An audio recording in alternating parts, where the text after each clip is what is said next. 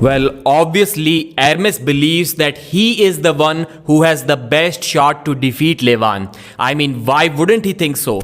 Because after all, he was the only one who succeeded at taking a couple of rounds away from him. But the question was, who other than Ermes can actually defeat LEVAN? And Ermes said, in fact, in this video, I'll be just saying what Ermes said without actually saying every time that he said this, he said that. It starts to get cringy after a few moments. So the biggest threat to LEVAN is Vitali Larratt. At first, you can think that maybe Ermes defeated Vitali. That's why he just wants to believe that the guy he defeated is actually so strong that he can beat Devon Larratt. But then I tried to apply that logic with Jerry as well, because Ermes beat Jerry too, but he didn't take his name. So in fact, this opinion is coming from his mind and not just his heart. But in order to defeat LEVAN, Vitali needs more than a top role.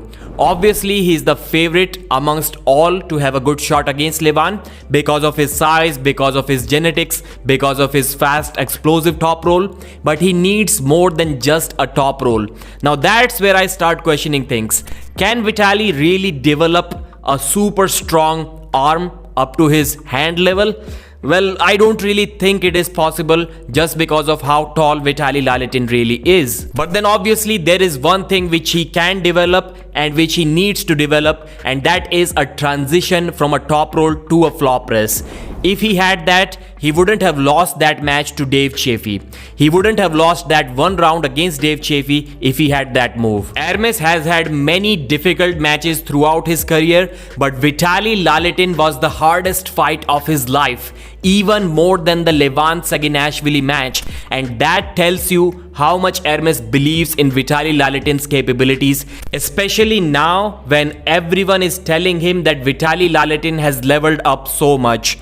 Devon also had great chances to defeat LEVAN, but he was just lacking arm power. His arm power and especially his back pressure was not matching with his hand strength, and that was quite evident in the first round. If Devon had the same amount of back pressure which Ermes had, which enabled him to stop the match against LEVAN, he would have beaten LEVAN in that match. But unfortunately for him, the arm power was lacking. That's why he was pressed down by LEVAN in that first round. So I think we have a perfect combination to defeat LEVAN here.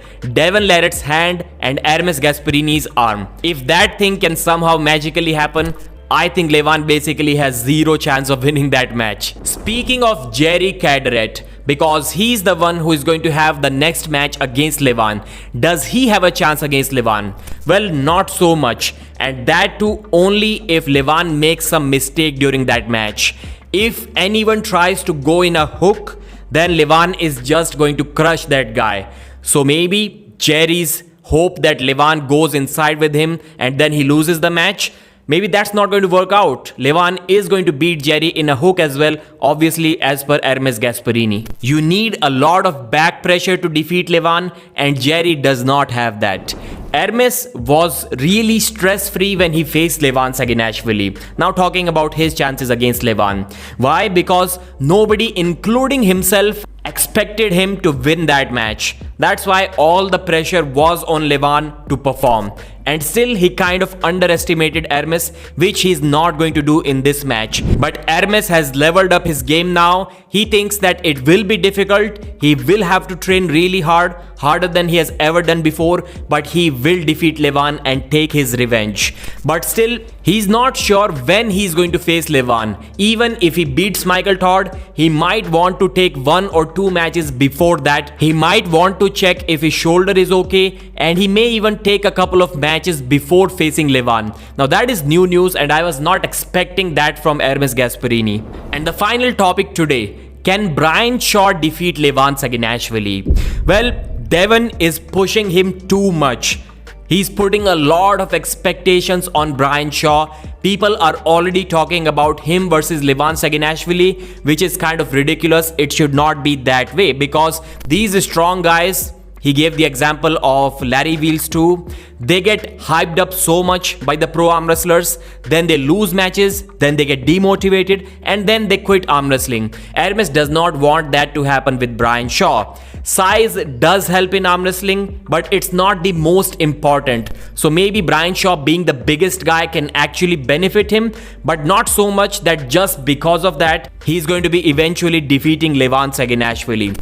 I am confident he can do very well in his career, but pushing him too much is a mistake. Stylistically, it would have been better for Brian Shaw to train like European arm wrestlers with heavy weights, because that's just the way how Brian Shaw has trained throughout his life. That's the style of training that suits him, not the Devon Larratt style of training with not so much heavy weights and with not so much range of motion. So it's better if Brian actually follows his own body and not exactly try to copy what Devon is trying to teach him. And obviously, Ermes predicted Brian Shaw to defeat Eddie. Not that Eddie does not have a chance against Brian, but he started arm wrestling too late in order to win this match. If he started early, maybe he could have done that. And that's it for this video. Thanks for watching. Like the video and subscribe.